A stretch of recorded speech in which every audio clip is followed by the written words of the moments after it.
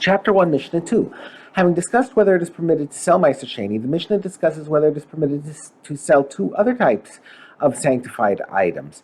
The first is Maaser Behema, an animal tithe.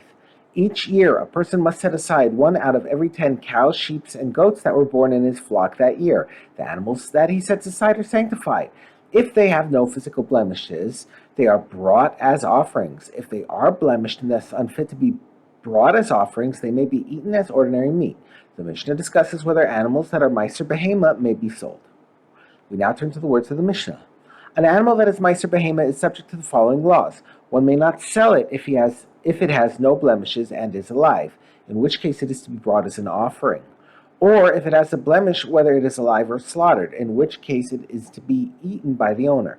And one may not betroth a woman with any Maaser Behema animal, because a betrothal has the same laws as a sale. The Mishnah discusses another type of sanctified animal, the Bechor. A firstborn male cow, sheep, or goat is known as the Bechor and must be given to a Kohen. If it is unblemished, the Kohen brings it as an offering. If it is blemished, the Kohen eats it as ordinary meat. The Mishnah discusses whether a Kohen may sell a Bechor that he is given. A Bechor is subject to the following laws. The Kohen receives it, may sell it if it is unblemished and alive. If it is blemished, the Kohen may sell it whether it is alive or slaughtered, and the Kohen may betroth the woman with any of these Bechorot.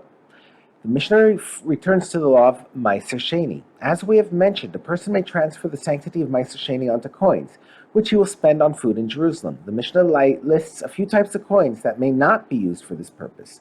One may not transfer sanctity from Maaser Sheni to a blank coin, i.e. a coin-shaped piece of metal that has no official image imprinted on it, nor to a coin that cannot be spent, such as a coin from another country that is not accepted in the place where he is, nor to money that is not currently in his possession, that is, coins that are not accessible, even though they belong to him.